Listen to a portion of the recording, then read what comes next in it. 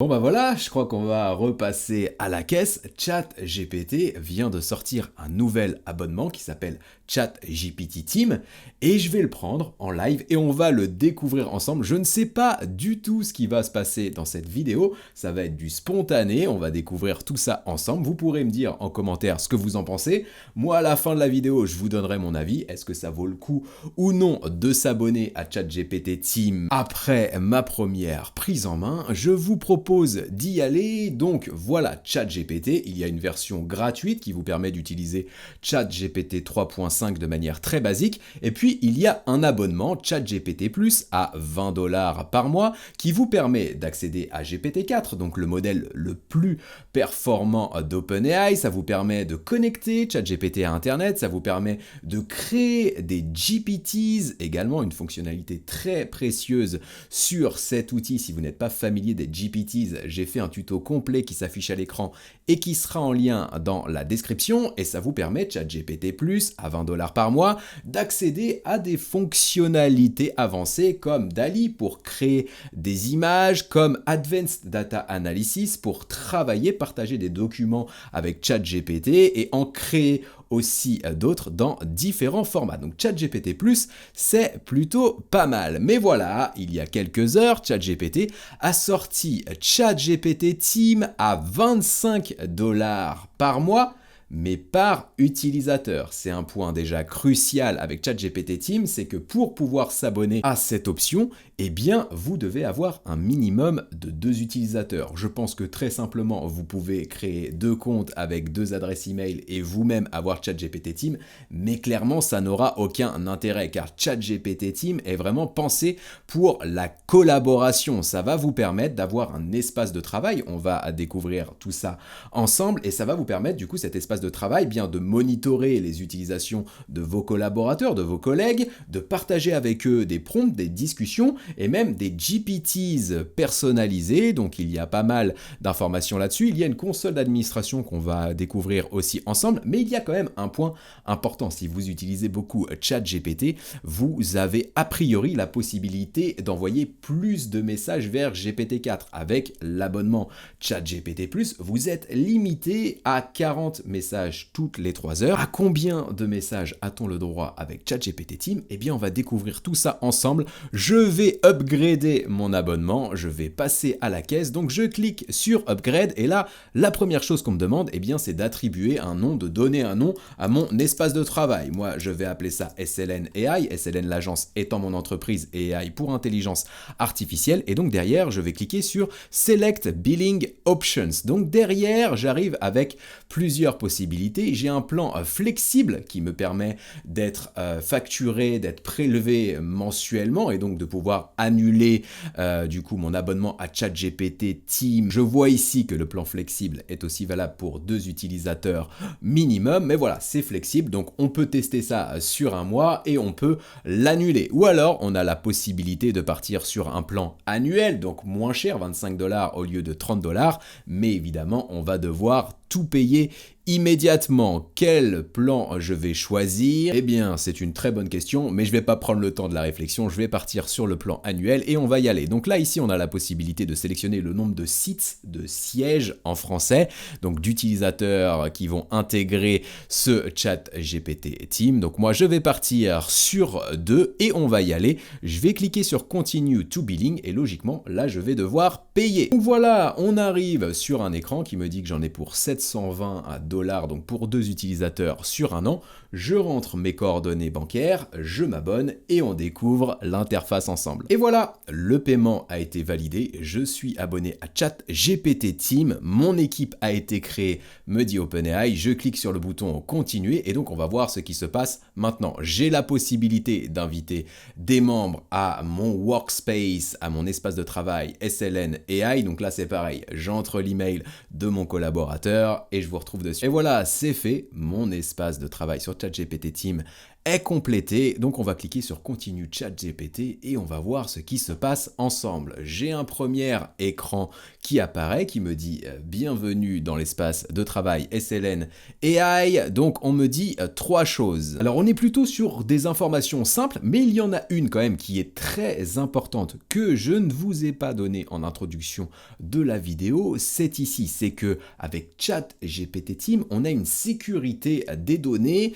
qui n'est pas la même que sur ChatGPT+, et encore moins sur la version gratuite de ChatGPT. Là, le point important, c'est qu'avec ChatGPT Team, eh bien, nos conversations et les données qu'on partage avec ChatGPT ne sont pas exploités par OpenAI pour l'entraînement de ces modèles d'intelligence artificielle.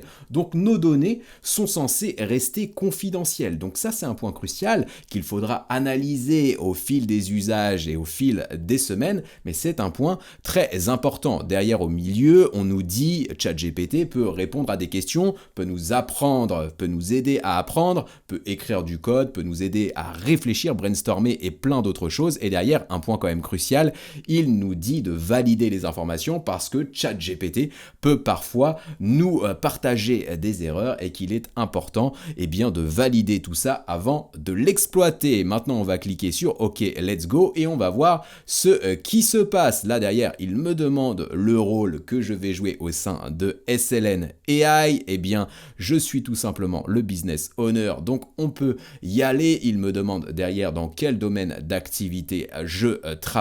Donc là, moi, je vais sélectionner marketing, un de mes cœurs de métier, information technologie aussi. J'imagine ici qu'il n'y a pas intelligence artificielle, donc je vais cliquer tout simplement sur Other et on va continuer. Et donc là, on arrive sur un écran et la première problématique que moi je vais rencontrer, on va voir si je peux la solutionner et ça vous donne des billes du coup à vous et j'aurais peut-être dû préparer les choses avant de m'abonner à ChatGPT Team, c'est que je vois sur la gauche que l'intégralité des conversations que j'ai eues avec ChatGPT ont disparu. Est-ce que je vais pouvoir les retrouver? Ça serait dommage que ce ne soit pas le cas parce qu'il y en avait des précieuses que je souhaitais garder. Mais on va voir ça au fil de la découverte. Donc l'interface pour l'instant ça reste la même. ChatGPT 4. Première information cruciale qui va quand même faire plaisir, surtout pour moi qui tourne des vidéos et qui veut vous montrer des choses bien souvent en live dans mes tutoriels avec GPT-4 et qui doit reprendre la vidéo 3-4 fois dans une journée parce que j'atteins rapidement la limite des 40 messages. Et bien maintenant, je suis limité, mon équipe est limitée à 100 messages toutes les 3 heures, donc ça c'est plutôt cool. On a accès à GPT 3.5 aussi comme comme sur ChatGPT+, et comme là pour le coup les utilisateurs gratuits à ChatGPT, et on a accès à l'option plugin, mais là vous le voyez quand je vais dans Plugin Store, et bien en fait je repars vraiment de zéro, je ne retrouve même plus les plugins que j'avais installés, donc là j'ai vraiment la sensation d'avoir fait une belle erreur en m'abonnant à ChatGPT Team sans avoir sauvegardé à certains endroits mes conversations précieuses et peut-être même ma structuration, ma configuration au niveau des plugins et des GPTs, parce que là, j'ai vraiment la sensation d'avoir tout perdu. Mais bref, c'est pas grave, c'est mon souci et je le réglerai après la vidéo. Si vous avez des solutions, vous, de votre côté, n'hésitez pas à me dire en commentaire si vous avez des astuces pour que je puisse récupérer tout ça. Ça me sera très précieux si je découvre pas ça avant la fin de ce tuto découverte. Mais voilà, je pense que ça aurait été bien que OpenAI l'indique au moment du changement d'abonnement, ça m'aurait peut-être évité de faire cette bêtise. Mais ce sont les aléas du direct, les imprévus du spontané, mais voilà le plugin store. Donc là on a la possibilité de parcourir le plugin store, d'installer des plugins et de les utiliser comme pour un abonnement ChatGPT+. Après avec les GPTs, j'en parle notamment dans la vidéo qui s'affiche à l'écran sur le GPT Store et qui sera en lien dans la description, je vois quand même moins l'intérêt des plugins maintenant alors que les GPTs sont nettement plus performants, mais voilà, on y a accès du coup avec ChatGPT Team. Moi je vais me mettre sur GPT-4 juste ici pour retrouver ma configuration de départ. Donc là je vais cliquer sur Explore GPTs, j'imagine que je vais retrouver du coup le GPT Store et pouvoir télécharger des GPTs sur mon compte. Voilà, c'est ça, donc là le GPT Store est conforme à ce que j'avais sur mon abonnement ChatGPT+, et conforme à ce que je vous ai montré dans la vidéo vidéo dont je vous parlais à l'instant. Maintenant, j'ai très peur de cliquer sur My GPTs.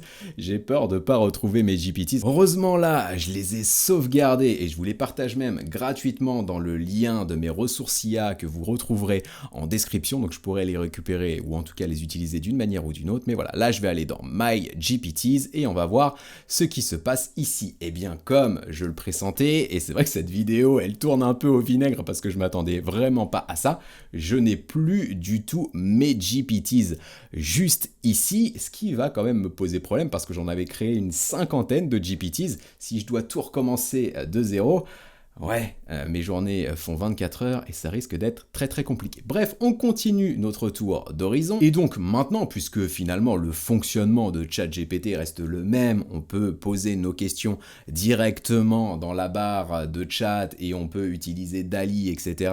Les fonctionnalités Code Interpreter, Advanced Data Analysis, connexion web, comme on pouvait le faire du coup avec ChatGPT+. Je vais pas y aller pour l'instant, je ferai peut-être quand même un test en fin de vidéo pour voir si cette version est stable, parce qu'en plus, si j'ai perdu mes conversations et que derrière, en utilisant GPT-4, j'ai des messages d'erreur parce que cette version vient de sortir et qu'elle est instable, alors là, j'aurais vraiment tout perdu dans cette vidéo, mais je le fais pour vous. C'est pour vous que je fais tout ça, c'est pour vous que je sors aussi des expérimentations en avant-première et de manière très spontanée. Donc voilà, si vous n'êtes pas encore abonné à la chaîne, faites-le, on a dépassé très récemment la barre des 70 000 abonnés, et donc votre soutien me motive et me convainc de poursuivre à vous partager ce genre de tutoriel. Donc voilà, donc la chose maintenant qu'on va découvrir ensemble, c'est le plus important du coup avec ChatGPT Team, ça va se passer dans les réglages. Donc là, j'ai un bouton Invite Members qui va me permettre d'ajouter des collaborateurs à ChatGPT Team. Forcément, si j'ajoute des collaborateurs supplémentaires par rapport aux 2 que je viens de prendre, je devrais payer des licences additionnelles. Et sinon, donc je vais aller dans mes paramètres, Ludo SLN, ici, et donc je vais voir un petit peu ce qui se passe. Je pense enfin que j'ai trouvé la solution à mon problème et je suis content. Du coup, c'est bien, c'est vraiment du spontané, vous le voyez, j'ai vraiment rien préparé là-dessus. J'ai l'impression que si je clique sur Personal Account, je vais retrouver mon compte ChatGPT précédent et que du coup, on a 2 comptes ChatGPT, finalement, un compte vraiment pour l'espace de travail et un compte ChatGPT pour nous en tant qu'utilisateurs. Donc ça, c'est déjà assez précieux, c'est très intéressant de ce côté-là. Donc moi, je vais cliquer sur Personal Account. Je vous avoue que j'ai une petite appréhension, mais on va le faire dès maintenant et on va voir ce qui se passe. Et donc là, j'arrive. Je retrouve l'intégralité de mes conversations. J'imagine que si je vais dans Explore GPTs, je vais retrouver l'intégralité de mes GPTs. Voilà, c'est fait. Je suis heureux, je suis soulagé. J'avais une petite tension là pour tout vous dire au cours de cette vidéo. Je vais pouvoir la faire de manière bien plus légère maintenant. Donc ce qu'on va faire, c'est que je vais retourner du coup sur SLN AI, donc le compte de mon espace de travail sur ChatGPT Team, et on va voir ce que ça propose. Donc là, on a la possibilité de cliquer sur Manage Workspace. Logiquement, ça va m'ouvrir une console d'administration. Donc effectivement, c'est bien ça. Donc on retrouve ici l'intégralité des membres. Donc pour l'instant, forcément, je viens de créer le compte ChatGPT Teams. Donc je suis tout seul à l'intérieur. Il y a le nom de l'utilisateur, il y a l'email, il y a un rôle. Vous avez la possibilité d'attribuer différents rôles à vos équipes. Donc un rôle de propriétaire, un rôle d'administrateur qui aura à peu près les mêmes droits que le propriétaire, et enfin un rôle de membre qui lui ne pourra pas faire de modifications et ne pourra pas forcément accéder à quelques informations sensibles. Dans Pending Invites, vous allez récupérer, retrouver du coup les utilisateurs qui sont en cours de validation. Vous avez envoyé votre invitation pour rejoindre l'espace de travail. Il faut qu'ils acceptent en validant ça dans l'email qu'ils ont reçu. Donc dans l'attente, ils apparaissent ici, et donc là vous le voyez, les rôles, vous avez 3 possibilités: propriétaire, donc owner, admin, administrateur, et donc member pour membre. Là je vais mettre member juste pour qu'on puisse faire un petit peu la différence, et une fois que ce compte aura validé, je verrai ce que ça change vraiment pour un membre à l'espace de travail. Alors maintenant qu'on a vu la partie membre, donc dans le menu juste à gauche de mon chat GPT, on a un petit crayon à côté de l'espace de travail qui va nous permettre de faire des modifications. Donc ici, on a la possibilité, tant qu'on le souhaite, de modifier le nom de l'espace de travail. Et là, ce qui va être intéressant, c'est dans Workspace Image, on a la possibilité de télécharger directement un logo pour personnaliser notre espace de travail. Moi, je vais pas le faire dans cette vidéo, mais du coup, c'est quand même assez pratique pour mettre votre chat GPT à vos couleurs. Je trouve ça ultra intéressant. Derrière, on a les informations de facturation. Donc, c'est là où on va retrouver nos factures et qu'on va retrouver les informations du coup sur l'abonnement dont nous disposons sur chat GPT. Et enfin, on a une partie settings ici que je vais ouvrir pour voir un petit peu ce que ça dit. Donc ici, dans les réglages, on va retrouver une option qui est quand même assez intéressante si on veut vraiment garantir la sécurité de notre entreprise sur ChatGPT, c'est qu'on a la possibilité de désactiver l'option des GPTs quand ils ne sont pas créés par votre organisation. Donc en fait ici, vous avez les third-party GPTs, donc on va dire les GPTs créés par des tiers, les GPTs qui ne sont pas créés par votre espace de travail, et vous avez la possibilité de les autoriser en cliquant sur Allow All, c'est l'option qui est activée par défaut, ou alors de ne pas les autoriser, et donc là du coup, les membres de votre espace de travail sur ChatGPT ne pourront utiliser que vos propres GPTs. Donc ça, c'est assez intéressant si vous voulez éviter que vos collaborateurs partagent des données sensibles avec d'autres GPTs et soient peut-être sujets à des actions malveillantes de ce côté-là. Derrière, pour tout ce qui est partage, eh bien, on a des options, mais ces options, on ne peut pas les changer. On ne peut simplement les personnaliser qu'avec le plan entreprise, enterprise de ChatGPT. C'est un troisième plan, un plan ultra premium que j'ai déjà traité sur la chaîne dans la vidéo qui s'affiche à l'écran et qui sera en lien dans la description. Donc ici, nous, on ne peut simplement que garder ces options activées. Donc on ne peut partager nos conversations qu'avec les espaces de notre membre de travail. J'imagine qu'on pourrait les ouvrir à plus grand nombre si on avait le plan Enterprise. Pour les GPTs, on peut cependant les partager avec tout le monde, donc on peut les publier sur le GPT Store dont je vous parlais tout à l'heure et tirer une rémunération de nos GPTs, ça c'est possible avec le plan ChatGPT Team. Et puis derrière, par défaut, eh bien évidemment, on a l'accès à Internet qui est activé, les Custom Actions qui sont activés et enfin les plugins qui sont activés. Donc là, ça serait intéressant avec le plan Enterprise de dire bah tiens, nous on veut pas du tout qu'il y ait des informations qui partent sur Internet, donc on va enlever la connexion à Internet sur ChatGPT. C'est des choses qu'on pourrait faire. Et enfin, la Retention Policy, pardonnez-moi pour mon accent approximatif, mais là, du coup, vous me corrigerez si je dis une bêtise en commentaire puisque je découvre ça en même temps que vous, mais selon moi, c'est la durée du coup de stockage des conversations. Donc là, elle est infinie du coup avec ChatGPT Team et on peut mettre des temps plus courts, bien plus courts avec ChatGPT Enterprise. Et donc derrière, une fois qu'on a vu les settings, eh bien il y a deux fonctionnalités. La fonctionnalité Analytics qui permet d'analyser les utilisations, les usages de ChatGPT pour nos collaborateurs. Ça, vous le voyez, c'est uniquement valable pour les clients au plan Enterprise. Donc avec ChatGPT Team, on n'y a pas accès alors qu'on nous avait dit a priori au moment de nous abonner, rappelez-vous ce qu'on a vu du coup en tout début de vidéo, qu'on aurait accès à une console d'administration. Donc là, je m'attendais vraiment à avoir cette possibilité avec ChatGPT Team, ce qui n'est pas le cas. Et pareil, Identity and Provisioning, une option uniquement valable avec le plan Enterprise. Donc vu comme ça, finalement, quels sont les avantages de ChatGPT Team? C'est la possibilité du coup d'avoir un espace de travail, donc on l'a vu avec SLN AI ici, la possibilité du coup d'avoir différents membres et de manager différents membres dans notre ChatGPT pour notamment leur partager des informations. On va aller voir d'ailleurs ce qu'il est possible de faire juste derrière, par exemple partager des GPTs ou encore des chats comme je le disais à l'instant. Mais voilà, au-delà de ça, finalement on n'a pas beaucoup d'options supplémentaires, hormis ce qui est très très intéressant, tout de même la possibilité du coup d'envoyer plus de 100 messages, enfin 100 messages toutes les 3 heures contre 40 messages sur le chat GPT+. Voilà, j'ai l'impression que c'est assez limité. Pour être sûr de ne rien manquer, je fais un tour sur la page de vente de cet abonnement ChatGPT Team sur le site d'OpenAI. Je vous mettrai bien entendu le lien dans la description. Donc voilà, ça vient de sortir, c'est noté juste ici. Et donc qu'est-ce qu'inclut cet abonnement pour être sûr de ne rien manquer? Et déjà, on a accès à GPT-4 avec une fenêtre contextuelle de 32 000 tokens. Donc là, logiquement, donc on va faire un test juste derrière, on a la possibilité d'avoir des réponses de la part de ChatGPT qui sont plus longues et aussi la possibilité d'envoyer plus d'informations à ChatGPT. Donc ça, c'est plutôt pas mal. Finalement, ça peut nous permettre de créer des contenus bien plus avancés qu'avec ChatGPT+. Pourquoi pas peut-être créer des chapitres de livres, des livres entiers ou en tout cas des articles de blog et des contenus en profondeur. Donc comme on l'a vu à l'instant, on a la possibilité d'envoyer 100 messages toutes les 3 heures contre 40 avec ChatGPT Team. Ça, c'est écrit. L'autre information quand même qui est pas mal, l'autre option qui est pas mal et qu'il faut quand même garder en tête, c'est que les données qu'on va partager dans les conversations avec ChatGPT, eh bien, ne serviront pas à OpenAI pour entraîner ces modèles d'intelligence artificielle. Donc voilà, ça va vraiment offrir la possibilité, comme c'est noté ici, d'avoir un réel espace de travail qui est sécurisé. La possibilité de créer et de partager des GPTs dans son espace de travail, on va le tester juste derrière.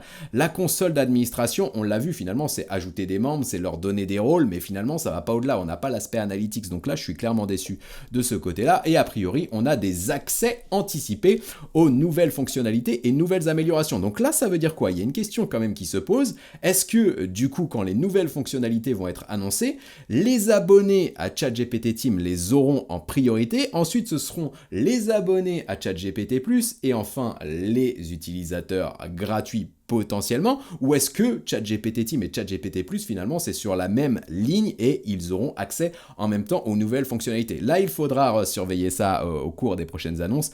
Bien entendu, je vous tiendrai au courant sur la chaîne. Alors maintenant, voyons ce qu'il en est pour le partage des GPTs. Je commence à avoir une idée, mais on va voir si je me plante ou pas. Donc là, j'aimerais, du coup, j'ai quelques GPTs, comme vous le voyez ici, le GPTs Memel, le GPTs Redacteur Pro ou encore le GPTs Ludo YouTube qui est configuré, paramétré sur des données liées à ma chaîne YouTube pour pouvoir m'accompagner dans la création notamment de contenu. Bah vous le voyez, celui-ci, ce GPT, je l'autorise qu'à moi. Mais admettons, je veux l'autoriser à un de mes collaborateurs qui va créer mes miniatures ou encore qui va m'aider à la mise en ligne des contenus. Eh bien, j'espère pouvoir le faire juste ici. Donc ce que je vais faire, c'est que je vais cliquer sur mon GPTs, on arrive juste là, c'est pas ce que j'aurais dû faire, donc je vais revenir en arrière, et en fait ce que j'aurais dû faire, c'est tout simplement cliquer sur le petit crayon juste ici, pardonnez-moi pour l'approximation, je clique sur le petit crayon, donc là on va récupérer mon GPTs, dans l'aspect configuration c'est confidentiel, donc je ne vous montrerai pas ça, mais ce que je veux voir juste derrière, c'est est-ce qu'il est possible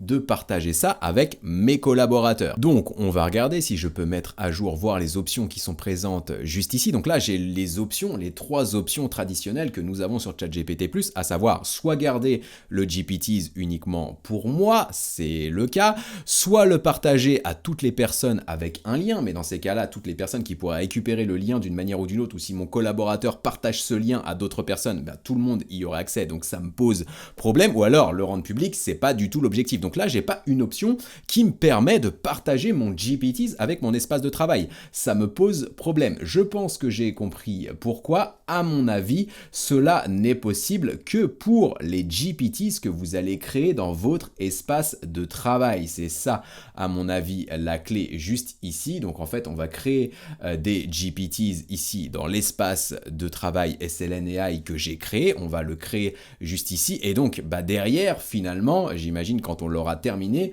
qu'on aura l'option, finalement, plutôt que Only Me, seulement pour moi, eh bien une option peut-être pour Only Workspace Member ou un truc comme ça. On va vérifier. Pour l'exemple, rapidement, je vais créer un GPT ultra basique qui va me permettre de créer des cocktails pour les apéros networking du vendredi. Donc là, vous le voyez, j'ai demandé tout simplement au GPT Builder de me faire ça. Il est en train de créer, d'updater, de créer le GPT. Donc on va voir ce que ça donne. Et une fois que je l'aurai créé de manière très très basique, on va voir comment je peux l'enregistrer et avec qui je peux le partager. Voilà, les premières étapes de mon GPTs. Il est prêt, j'ai un logo, j'ai un nom, c'est validé. validé et maintenant on va voir un petit peu justement comment ça se passe au niveau de l'enregistrement.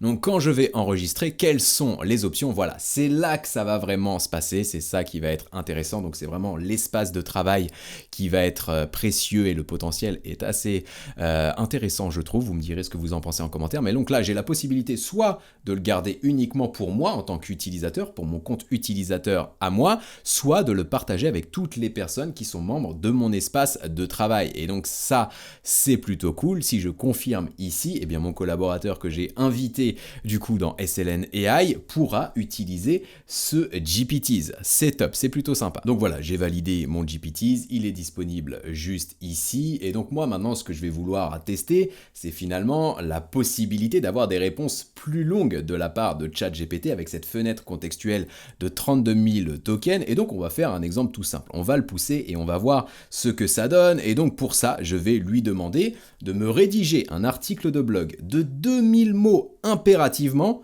sur les avantages, tenez-vous bien, des chips de noix de coco pour les entrepreneurs. Oui, ça n'a aucun sens, mais on va voir aussi comment il se débrouille d'un point de vue créativité et surtout comment il arrive à broder 2000 mots autour de ça. Les chips de noix de coco, je viens de découvrir ça, c'est assez incroyable, notamment avant le tennis de table, donc voilà, je peux plus m'en passer. Quels sont les avantages peut-être pour les entrepreneurs? Eh bien, on va voir comment se débrouille ChatGPT Team GPT-4 sous cet espace de travail. Je lance la discussion juste ici, il va probablement réfléchir un petit moment pour trouver des avantages ici qui sont précieux, mais voilà, il me dit bien sûr, je peux vous aider à rédiger un article de blog, et donc il est parti. On a notre titre incroyable, les chips de noix de coco, un super aliment pour les entrepreneurs dynamiques, plutôt pas mal, le titre est bien trouvé.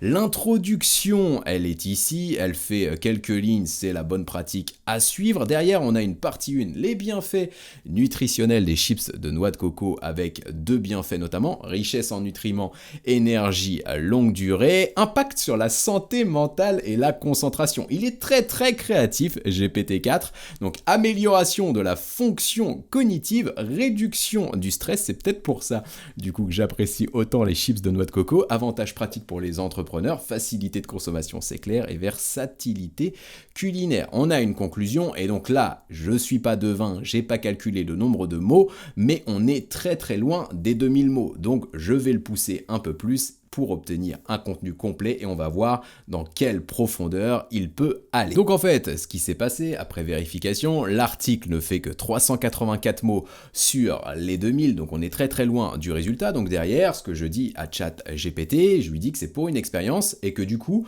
je lui demande, peu importe la valeur, peu importe ce qu'il va pouvoir raconter, c'est pas le sujet vraiment, c'est pas ce qu'on va analyser ici dans cette expérience, mais il doit broder un maximum pour atteindre les 2000 mots et surtout ne pas s'arrêter avant que les 2000 mots ne soient atteints. Et donc là, vous le voyez, il est reparti, il a pris à nouveau son titre, son introduction, et il a commencé à rédiger. On va voir du coup cette fois s'il va aux 2000 mots. Alors pendant ce temps-là, pendant que ChatGPT Team est en cours de rédaction, on va faire un autre test qui est intéressant, car la fenêtre contextuelle de 32 000 tokens, elle est valable dans les deux sens. Elle est valable en sortie, donc la réponse que veut nous apporter ChatGPT, mais elle est aussi valable en entrée, c'est-à-dire qu'on va pouvoir logiquement lui partager plus de contenu. Donc ce que je vais faire juste ici, c'est que je vais lui partager en copier-coller, c'est important finalement pour voir la puissance de cette fenêtre contextuelle, l'intégralité de cet article de blog sur la prospection téléphonique. Là aussi, je vous mettrai le lien dans la description si ça vous intéresse. Je donne toutes les clés pour prospecter par téléphone de manière efficace. Et donc, vous le voyez, cet article, il fait plusieurs milliers de mots, donc il est très complet et je ne pourrais pas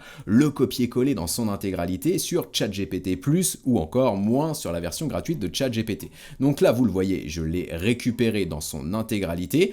Je vais le copier-coller dans une discussion ChatGPT et je vais lui demander de m'en faire un résumé. Donc voilà, on va valider un petit peu quelle ampleur de contenu on peut partager avec cet abonnement ChatGPT Team. Donc là, je vais lui demander de me faire un résumé complet de l'article que nous venons de voir, en prenant soin de reprendre vraiment chaque partie de cet article pour être sûr qu'il ira au bout des choses. Donc voilà, je lui fais ma demande, je copie-colle l'intégralité de l'article. Comme vous le voyez ici, du coup, la discussion, elle est quand même assez importante. Je vais quand même m'assurer que ça va jusqu'à la fin, récupérer la dernière phrase juste ici, vérifier que c'est bien la dernière phrase de mon article. Voilà, on le voit juste ici, c'est bien le cas. Donc le copier-coller dans son intégralité, c'est OK. Je vais lancer le message et on va voir ce qui se passe ici, s'il peut vraiment prendre en compte tout ce contenu. Vous le voyez, hein, le prompt là pour le coup, il est vraiment important. On peut aller vraiment très loin de ce côté-là. Donc voilà, c'est quand même assez puissant si on peut le faire, puisqu'on pourrait partager l'intégralité d'un contenu PDF par exemple que vous pourriez avoir sur votre ordinateur,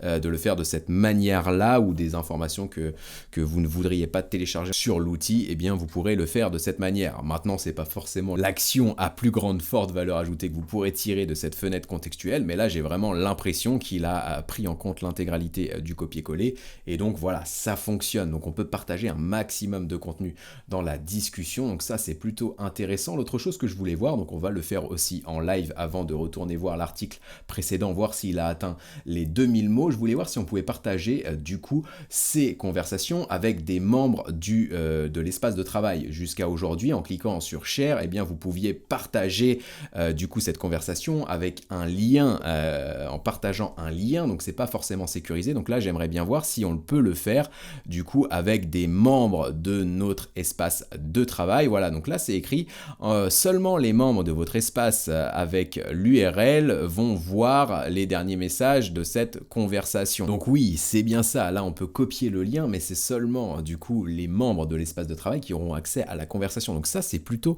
intéressant aussi en termes de sécurité, c'est vraiment sympa. Et donc là on a fini avec le résumé du contenu. Donc la dernière section, les idées reçues à oublier pour réussir, on va voir si c'est le titre vraiment de la dernière chose que je donnais juste ici. Voilà, les idées reçues à oublier pour réussir. Il a vraiment pris en compte l'intégralité du contenu que je lui ai partagé dans ma demande pour en faire le résumé. Donc ça c'est vraiment très intéressant. Je pense que le potentiel est vraiment énorme. Et donc si on revient sur l'article tout à l'heure sur les chips de noix de coco, donc là on voit un article qui est nettement plus complet. Par contre il s'est arrêté juste ici, et donc on doit continuer en cliquant sur Continue Generating pour qu'il aille jusqu'aux 2000 mots. Mais là j'ai l'impression que c'est pareil, il va quand même dans des réponses bien plus avancées que ChatGPT+, et encore plus forcément que la version gratuite de ChatGPT. Après, vous le savez sans doute, pour créer du contenu de qualité sur ChatGPT, il y a un process précis à suivre que je vous présente dans la vidéo qui s'affiche à l'écran et qui sera en lien dans la description. Donc là, c'est assez évident que l'article ne sera pas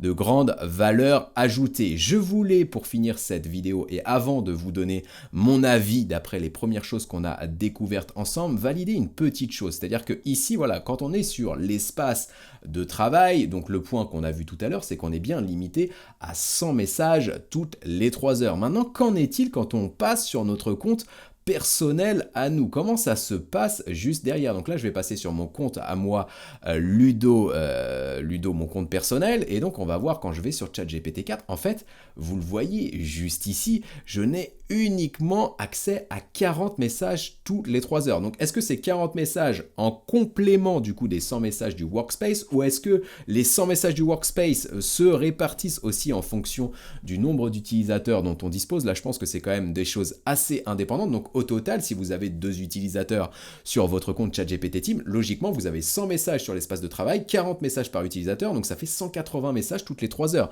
Là ça commence vraiment à devenir intéressant pour voilà, avoir un cap d'utilisation qui ne soit pas handicapant dans votre exploitation de l'intelligence artificielle. Après quelques vérifications, il y a quand même un autre point aussi, moi, qui me pose question, et là c'est pareil, j'attendrai vos avis en commentaire et on en saura forcément plus au cours des prochaines semaines, mais quand je vais du coup sur mon compte personnel à moi, hors l'espace de travail SLN AI, vous le voyez, si je vais dans My Plan ici, on voit que mon plan c'est toujours ChatGPT+. Donc en fait là j'ai l'impression que voilà, chaque utilisateur va avoir son plan. Par défaut, un utilisateur aura un plan gratuit avec un accès à GPT-4, parce que ça j'ai vérifié du coup avec mon collaborateur, il a bien accès à GPT-4 mais il n'a pas accès aux plugins, et il a vraiment un plan gratuit lui en tant qu'utilisateur de ChatGPT. Et moi, comme j'avais un abonnement ChatGPT+, eh bien j'ai ChatGPT+, et derrière, bon, il me dit que je peux toujours upgrader vers Team, donc là je pense que c'est un bug, mais ce que je veux dire par là, c'est qu'aujourd'hui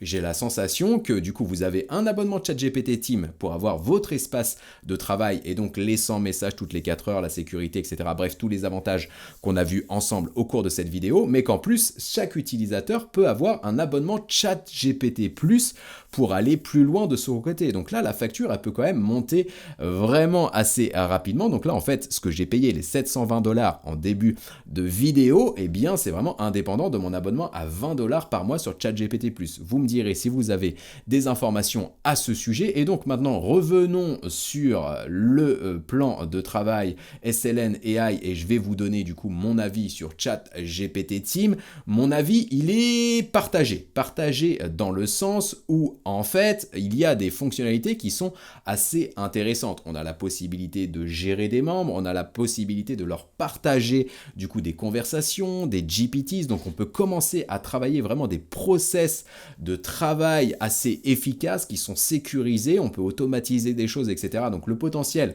en termes de structuration, il est intéressant, mais je suis partagé. Pourquoi? Parce que je reste vraiment sur ma faim. Je m'attendais vraiment à avoir l'aspect analytics ici que je n'ai pas. Ça me pose problème parce que je trouve que c'est mal expliqué dans la page de vente qui est juste ici. Et finalement, je trouve que la gestion, voilà, entre les deux catégories est quand même pas forcément claire pour le moment.